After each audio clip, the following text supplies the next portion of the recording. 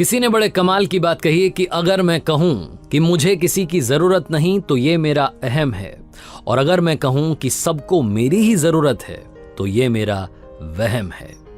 Hi guys, मेरा नाम है आरजे कार्तिक। एक छोटी सी कहानी, बहुत ही सुंदर सी कहानी। 12 साल का एक लड़का जो अपनी कंट्री का सबसे तेज रनर बनना चाहता था, ओलंपिक्स में जाने का सपना देखता था। छोटा सा बच्चा, बहुत ही पैशनेट था अपने ड्रीम को लेकर के। लगातार अपने घर वालों से कहता था कि मुझे सबसे तेज दौड़ने वाला धावक बनना है, रनर बनना है। उसके घर वालों ने भी उसकी ट्रेनिंग रखवाई हुई थी। लगातार ट्रेनिंग कर रहा था, प्रैक्टिस कर रहा था, दौड़ता था, मेहनत कर रहा था और सक्सेस भी मिल रही थी। उस सिटी में जितने इवेंट्स हुए थे, कंपटीशन हुई थी, हर जगह पर वो जीता था। इनफैक्ट जो स्टेट लेवल पर हो रही थी उनमें भी वो मेडल्स जीत रहा था। उसके बारे में मीडिया में काफ़ी कुछ छपता था, उसके काफ़ी सारे इंटरव्यूज़ हो चुके थे। एक बार उस शहर में एक शानदार इवेंट रखा गया, चैरिटी इवेंट था, जिसमें 2 और लड़कों को बुलाया गया। उसी की एज ग्रुप के 12 साल के ही 2 और लड़के आए उसके साथ में दौड़ने के लिए। बहुत उस इवेंट का प्रचार हुआ, बहुत प्रमोट किया गया। फाइनली बहुत लंबी भीड़, एक तरीके से आप कह सकते हैं, उस इवेंट को देखने के लिए आई। बहुत सारी भीड़ में एक ऐसे व्यक्ति आए थे जो बहुत विद्वान थे, उस सिटी के रेनाउंड प्रोफेसर थे, बूढ़े प्रोफेसर साहब, जो आकर के बैठे आगे वाली सीट पर। एज अ चीफ गेस्ट उन्हें वहां बुलाया गया था। सारे जो रनर्स थे, 3 लड़के, जिसमें 12 साल का लड़का भी था, ये सब आया, आकर के गुरुजी को प्रणाम किया, आशीर्वाद लिया। उसके बाद में रेस शुरू हुई। सबको मालूम था कि कौन जीतेगा। इसी शहर का वो 12 साल का लड़का जो ओलंपिक्स में जाने का सपना देख रहा था, वो फाइनली जीत गया। 100 मीटर की रेस थी। जैसे ही वो जीता, जोर शोर से उसका नाम वहां पर पब्लिक लेने लगी, हूटिंग होने लगी, सीटियां बजने लगी, तालियां बजने लगी, माहौल बन गया। लड़के में जो कॉन्फिडेंस था, पता नहीं, और मतलब वो एक्स्ट्रा जो है, ओवर कॉन्फिडेंट आप कह सकते हैं, अंदर से और एनर्जी उसके अंदर आई। उसने माइक लिया एंकर से और ओपन चैलेंज दिया कि आप में से अगर कोई है जो मेरे साथ में दौड़ना चाहता है तो आकर के दौड़ सकता है। अब की बार 2 और लड़के आए इस लड़के के साथ दौड़ने के लिए, और इससे बड़े थे, उम्र में बड़े थे। डिफरेंट एज ग्रुप के साथ में लड़का दौड़ने के लिए तैयार था, ओवर कॉन्फिडेंट हो चुका था। लेकिन ये हारा नहीं। जब वो रेस शुरू हुई दूसरी वाली, तो इस बार भी इसी लड़के की जीत हुई। अब की बार फिर से पब्लिक ने इसका उत्साह बढ़ाया, फिर से तालियां बजी, हर कोई खुश था, माहौल बन चुका था कि क्या बात है, हम तो एक रेस देखने के लिए आए थे, यहाँ 2-2 रेस फ्री में देखने को मिल रही है। अब की बार ये लड़का गया, जाकर के वो जो गुरुजी थे, जो प्रोफेसर आकर के बैठे हुए थे, उनको प्रणाम किया और कहा कि सर, देखा आपने, कमाल, 12 साल की एज हुई है, बड़े बड़ों को हरा दिया। वो जो प्रोफेसर थे उन्होंने कहा कि बेटा, एक आखिरी रेस अगर आप मेरे कहने पर दौड़ लें तो मजा आ जाएगा। लड़के का कॉन्फिडेंस 7वें आसमान पर था। उसने कहा, हाँ जी, आप बताइए किन के साथ दौड़ना है। जो बूढ़े प्रोफेसर थे, जो विद्वान थे उस शहर के, उन्होंने अब 2 नए चैलेंजर्स इस लड़के के सामने रखे।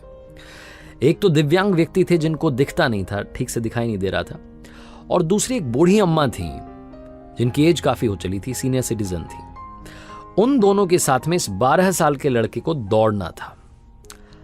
इसकी तो मतलब हवाइयां उड़ गई, ये एकदम से सारा कॉन्फिडेंस, सारी एनर्जी गायब हो गई। इसने पूछा कि सर, ये क्या हो रहा है, कहां मैं और कहां ये, इनके साथ में रेस करनी है? उन्होंने कहा, हाँ, आपको इन्हीं 2 के साथ में दौड़ना है। तीसरी रेस शुरू हुई, सीटी बजी, इस लड़के ने दौड़ना शुरू किया, दौड़ता चला गया और जाकर के फिनिशिंग लाइन पर पहुंच गया। लेकिन अब की बार किसी ने भी सीटी नहीं बजाई।